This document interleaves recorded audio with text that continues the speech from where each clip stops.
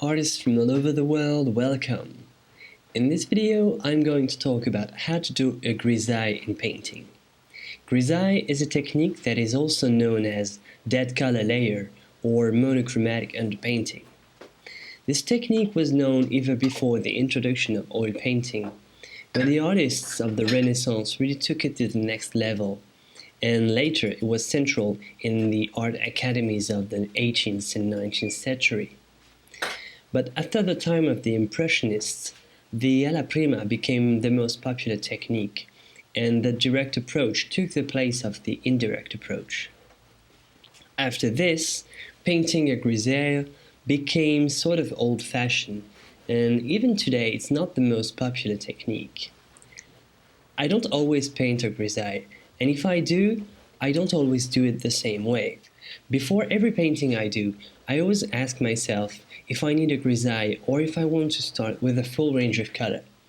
It's not necessary to do a grisaille. So the question is, why do a grisaille at all? Painting a grisaille has several benefits. 1. It helps you focus on values. Because you don't have to deal with the problems of color, you can focus solely on values, and this is very important. So, in a way, it simplifies the painting process. 2. A monochromatic painting is almost like a drawing with paint. As long as you know how to handle paint, it's fast and easy to do. 3. You don't have to make a value study, and you get an early preview of what your final painting will look like. And you can still change the composition if you need to. 4. A grisaille creates a nice cool or neutral underlayer that can be seen through the subsequent layers of paint. It is good to recreate the complexity of the skin tones, which can go from warm orange to very cool gray.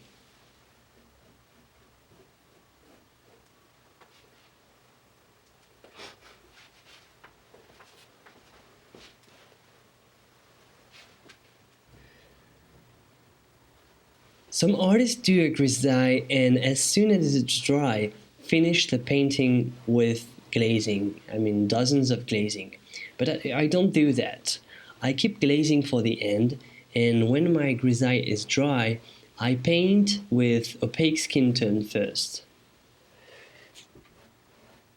I think that this technique of doing just a grisaille and glazing is not what I need to recreate the effect of lights, as a glaze absorbs a lot of the light because of its transparent nature. So doing a complete painting with only glazing on top of a grisaille is not really what I do. Although some artists make it just great, but this is not what I do. So I use a grisaille, but I paint with opaque colors on top of it to get a very strong sense of light. I will explain how in the second part of this video.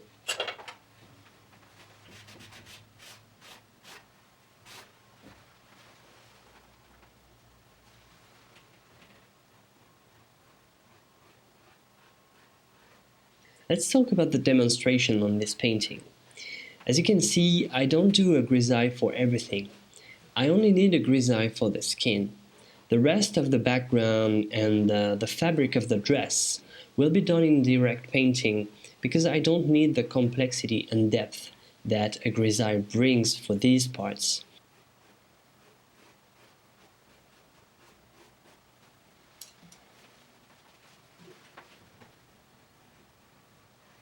Painting a grisaille, though, is pretty simple. You just need white and a dark color. You should choose a fast-drying color. This one I use is raw umber. As for the white, I use titanium white, but some manufacturers do whites specially made for the underpainting. Raw umber is pretty neutral. Depending on what you want to get, you can choose different colors. Like ivory black, for instance, gives a much more bluish grisaille, maybe too blue for me. Terra verte or green umber will give you something called verdaille or verdacho, or burnt umber too will give you what is called brunaille I also like to bring little strokes of variety by adding small amounts of other colors. Here you can see yellow ochre and turquoise.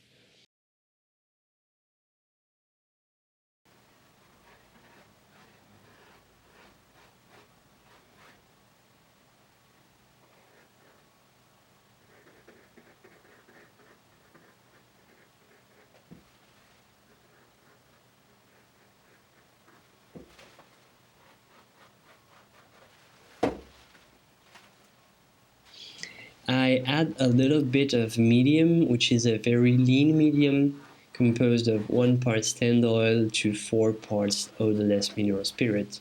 Remember that this is my first layers, so I have to keep in mind that following the fat over lean rule, these layers should be lean.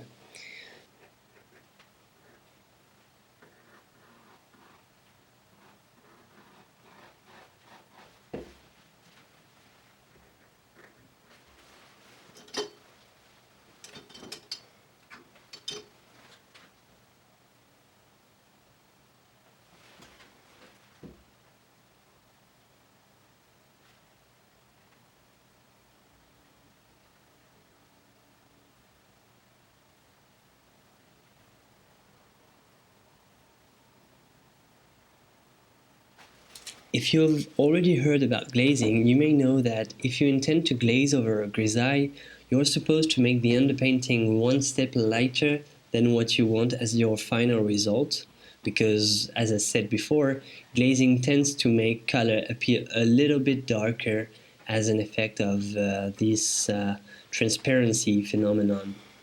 Well, in my case, I don't have to think about it because I'm not intending to glaze directly on the grisaille.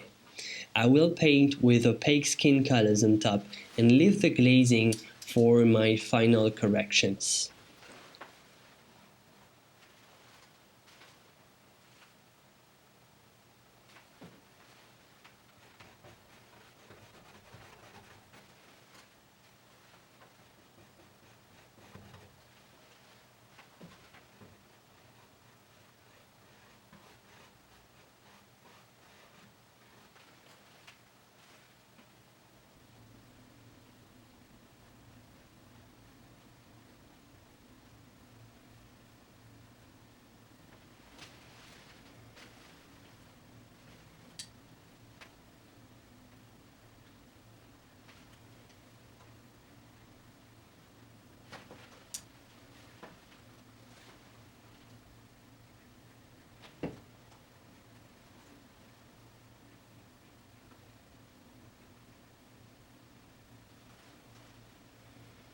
I try to think about value first, and when I'm done with values, I think about textures.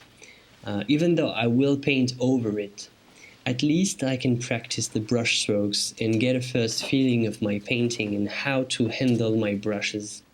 And sometimes I like to do the same brush strokes several times and see how the gesture can evolve and create the effect that I want.